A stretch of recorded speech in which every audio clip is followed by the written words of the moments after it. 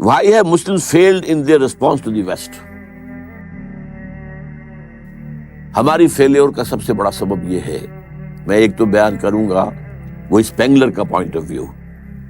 تہذیبیں اور قومیں اٹھتی ہیں، اپنے عروج کو پہنچتی ہیں، پھر گرتی ہیں، پھر ختم ہو جاتی ہیں۔ 12 تہذیبیں ٹوائنبی کے نزدیک ختم ہو چکی ہیں۔ ہمارا بھی معاملہ یہ تھا کہ ہمارا ایک اوپر کی جو موومنٹ تھی، اپر موومنٹ، وہ عربوں کی زیر قیادت تھی۔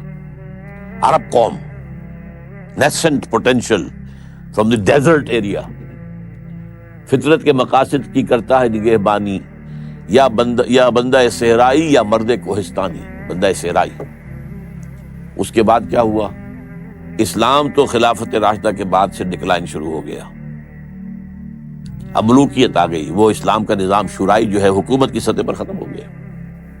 لیکن عرب بڑھتے گئے بڑھتے گئے بڑھتے گئے بڑھتے گئے، پھر بوڑھے ہو گئے، پھر مر گئے۔ ان کی موت کے لیے 2 چیزیں ذہن میں رکھیے۔ پہلے کروسیڈرز نے آ کر ان کی جو ہے پٹائی کی، لاکھوں کو قتل کیا ہے۔ یہ جب 1099 میں یروشلم فتح کیا ہے کروسیڈرز نے، تو جتنا قتل عام ہوا ہے کہ گھوڑوں کے گھٹنوں تک خون کی ندیاں بہہ رہی تھیں یروشلم کی گلیوں کے اندر۔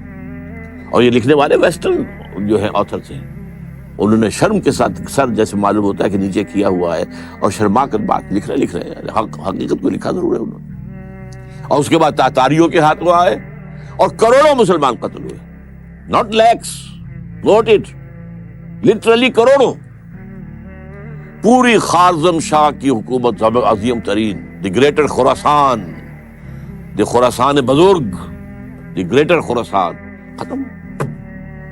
ایسا بھی کیا ہے کہ ایک شہر کی ساری آبادی کو قتل کیا اور ان کے دھڑ تو پھینک دیے، صرف سر جو ہے سرے ایک جگہ جمع کیے، ایک پہاڑی کی شکل دی ان کو، اس کے اوپر تخت جمایا گیا اور کسی تاتاری وحشی سردار نے اس تخت پہ بیٹھ کے شراب پی۔ This happened in the 13th century of Christian era۔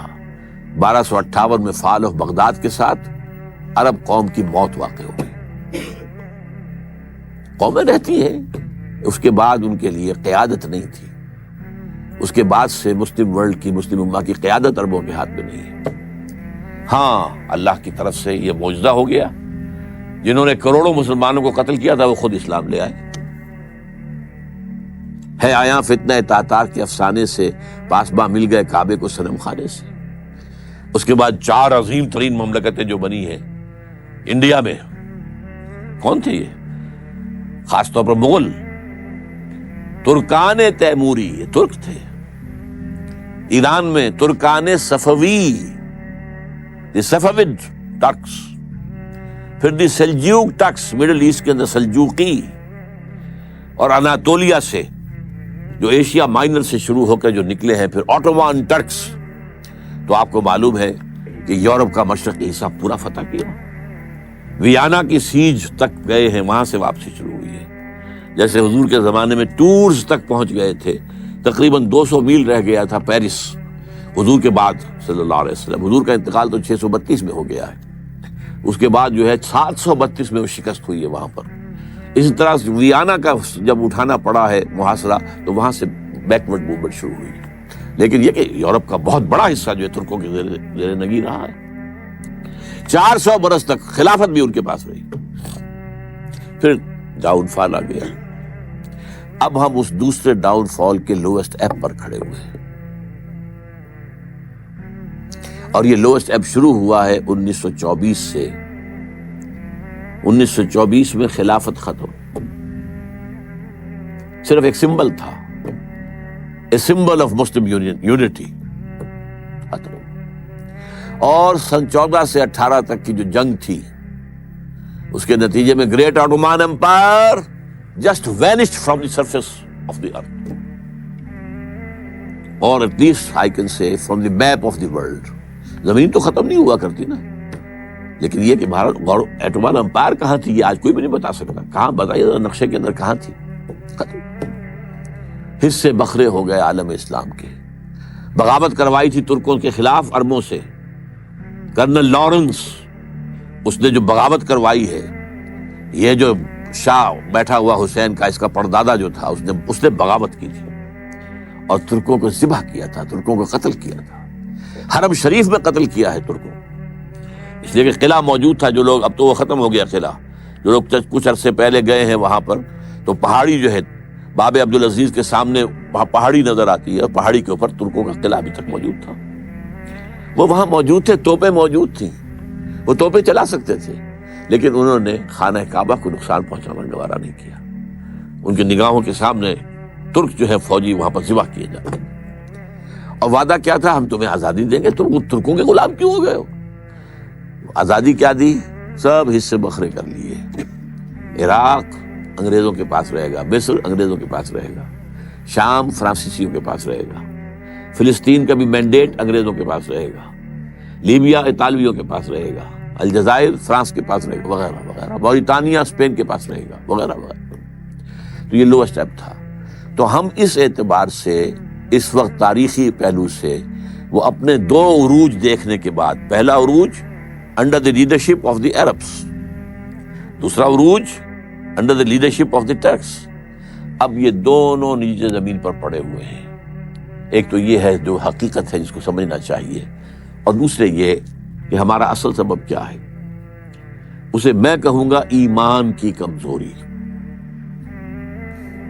مغرب کا فلسفہ جب ہمارے سر پر آ کر سوار ہو گیا تو اس سے ہمارے ایمان کی جڑیں کھد گئی۔ مسلمان تو ہم رہ گئے، مومن نہیں رہے۔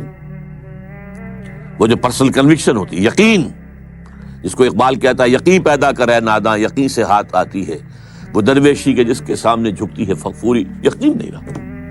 یقین کہاں؟ We have only a racial creed, یہ ہمارا ایک نسلی عقیدہ ہے جو والدین سے ہمیں منتقل ہو گیا ہے۔ We are Muslims only because we were born of Muslim parents, that's all. Do we really believe in Allah? Do we really believe He is all powerful? Do we really believe He is present everywhere? Do we really believe in the life hereafter? That it is the real life and it is the eternal life? Do we believe? جانبداری نہ کیجیے، اپنے گریبانوں میں جھانکیے۔ اور یہ تو آپ لوگ وہ ہیں جن کا ایک دینی ذوق ہے، مزاج ہے، آپ سوچ رکھتے ہیں، آپ چل کر آئے ہیں یہاں۔ آپ لوگوں کا کیا حال ہے؟ چاہے وہ جدید تعلیم یافتہ لوگ ہیں اور چاہے وہ عوام الناس ہیں، ایمان کہاں ہے؟ اور ایمان کیوں ختم ہوا یہ بھی نوٹ کر لیجیے۔ اس کی تشخیص کی تھی 20ویں صدی عیسوی کے مفکر اعظم،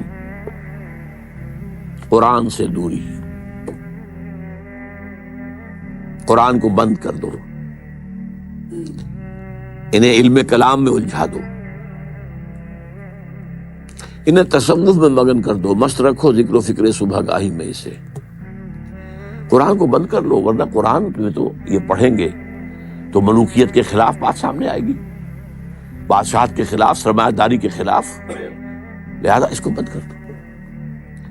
اول تو یہ کہ عربی زبان جو ہے وہ ایران نے آ کر بیریئر لگا دیا کہ عربی رک گئی۔ یہ بھی ایک تاریخی حقیقت سے نوٹ کر لیجئے۔ عربین پیننسولا یوں چلتا ہے، نیچے سے چوڑا ہے، اوپر سے تنگ ہے، ادھر سے خلیج فارس آ رہی ہے اور ادھر سے بحر قلزم آ رہا ہے۔ اچھا، اس کے اوپر جو ہے تاج بڑا رکھا ہوا ہے، وہ بھی عرب ورلڈ ہے، عراق عرب اور شام عرب، اور اس کو کہتے ہیں الجزیرہ۔ یہ جزیرہ نما عرب جو ہے الجزیرہ ہے۔ یہاں سے اسلام نکلا، مسلمان نکلے، فتوحات شمال میں تو خیر کوہ قاف جو ہے وہ رکاوٹ تھا، زیادہ آگے جا نہیں سکتے تھے، مغرب میں پھیلا، مشرق میں پھیلا۔ فتوحات تو دونوں طرف یکساں ہوئی، لیکن کلچرل وکٹری جو ہے وہ ایسٹ میں حاصل نہیں ہو سکی، صرف ویسٹ میں ہوئی۔ چونکہ شمالی افریقہ جو ہے بیرن تھا، وہاں کوئی کلچر تھا ہی نہیں، وہاں کوئی تہذیب تھی ہی نہیں، نہ کوئی فلسفہ تھا، نہ کوئی ادب تھا، لہذا ویکوم تھا۔ اس ویکوم کو عربی نے آ کر کیپچر کیا، اور آج پورے شمالی افریقہ کی زبان عربی ہے۔ کیسے ہو گئی؟ That was due to that vacuum of culture. عرب آ کر چھا گئے، ان کی تہذیب چھا گئی، ان کی زبان چھا گئی، اور بڑے خوش قسمت رہے کہ اب ان کی مادری زبان ہے جس میں قرآن مجید ان کے پاس موجود ہے۔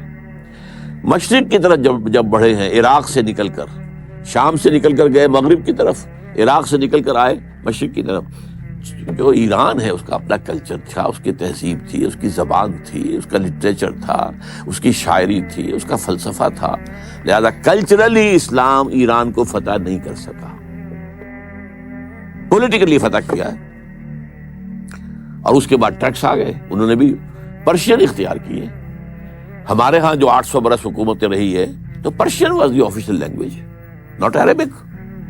عربی جاننے والے جو ہیں وہ تو صرف چند مولوی لوگ ہوتے تھے، اور وہ بھی عربی کہاں جانتے تھے، وہ تو فقہ پڑھتے تھے اصل میں۔ اس لیے کہ 3 عہدوں کے لیے آدمی درکار تھے، سول سروس تھی یہ ان کی مسلمان حکومتوں کی، کہ انہیں قاضی چاہیے، magistrates, they must be expert in law, مفتی چاہیے، یورس کنسلٹنٹس مفتی، اور خطیب چاہیے جامع مسجدوں کے لیے۔ اس کے لیے انہوں نے نظام بنایا، ایک تعلیمی نظام، اس میں زیادہ زور نہ عربی زبان پر ہے نہ قرآن پر ہے، سارا زور فقہ پر ہے۔ لہذا یہاں پر عربی آئی ہی نہیں، قرآن مجید سے ہمارا تعارف ہوا ہی نہیں۔ یہ تو آج سے تقریباً سمجھیے کہ 300 برس پہلے شاہ ولی اللہ دہلوی رحمۃ اللہ علیہ نے قرآن کو کھولا ہے، فارسی میں ترجمہ کیا ہے، حالانکہ ان کے خلاف بغاوت ہو گئی تھی اور مولویوں نے فساد کھڑا کر دیا تھا، انہیں جرم کیا ہے، ترجمہ کیا ہے، قرآن کا ترجمہ کیا فارسی میں۔ ان کو قتل کرانے کے لیے ولایتی بلا لیے گئے تھے۔ ولایتی کون ہے؟ افغان۔ ایک دوسرا چونکہ ملک تھا نا، یہ ولایت تھا، یہ افغانستان جو ہے یہ ولایت تھا۔ تو جیسے کہیں سے ہمارے ہاں مکرانی جو ہے وہ جرائم پیشہ لوگ مشہور تھے کراچی میں، مکرانی کی شکل دیکھ کر آدمی ڈرتا تھا، اس طرح یہ افغانی جب آتے تھے ولایتی، تو ولایتی بلا لیے گئے تھے کرائے کے قاتل، اور مسجد فتح پوری جو جہاں سے کہ شروع ہوتا ہے ان کا جو کون سا ہے، چاندنی چوک، وہاں اس کے سرے کے اوپر جو فتح پوری مسجد ہے، اس میں عصر کی نماز کے بعد حدیث کا درس دیتے تھے شاہ صاحب، اور طے یہ تھا کہ جب وہ نکلیں گے تو قتل کر دیں گے وہ پٹھان جو کھڑے ہوئے۔ لیکن کچھ اللہ نے ان کی ایسا روب ان کے اندر پیدا کر دیا، دہشت پیدا ہو گئی ان کے اندر، ان کے ہاتھ نہیں اٹھے، otherwise he would have been killed. تو قرآن کھولا ہے کچھ تھوڑا سا۔ آج بھی ہمارے ہاں بہت سے مذہبی حلقے ہیں جو قرآن کا ترجمہ کرنے کو غلط کہتے ہیں۔ ایک بہت بڑی تحریک ہے تبلیغی جماعت کی، 15 لاکھ لوگ جہاں جمع ہوتے ہیں، ان کے نزدیک قرآن کا ترجمہ کرنا غلط ہے۔ قرآن پڑھو اور ثواب لو، باقی مسئلہ پوچھنا مولوی سے پوچھو، تم کیوں پڑھتے ہو قرآن؟ تم قرآن پڑھو گے گمراہ ہو جاؤ گے۔ یہ صحیح ہے، نیم حکیم خطرہ جان، نیم ملا خطرہ ایمان۔ اگر آپ اسی طریقے سے پڑھیں گے کہ گہرائی میں نہیں جا رہے ہیں تو آپ گمراہ ہوں گے۔ یضل بہ کثیرا ویہدی بہ کثیرا، قرآن مجید کی یہ شان قرآن خود بیان کرتا ہے۔ اللہ تعالیٰ اسی کے ذریعے سے بہت سو کو گمراہ کر دیتا ہے، اسی کے ذریعے سے بہتوں کو ہدایت دیتا ہے۔ تو ایک حد تک ان کی بات صحیح ہے، لیکن اگر اس خطرے سے آپ قرآن کو بند رکھیں گے تو قرآن ہی سے ایمان پیدا ہوتا ہے، اور وہ ایمان پیدا ہوگا تو پھر دوبارہ اسلام زندہ ہوگا، ورنہ ممکن نہیں ہے۔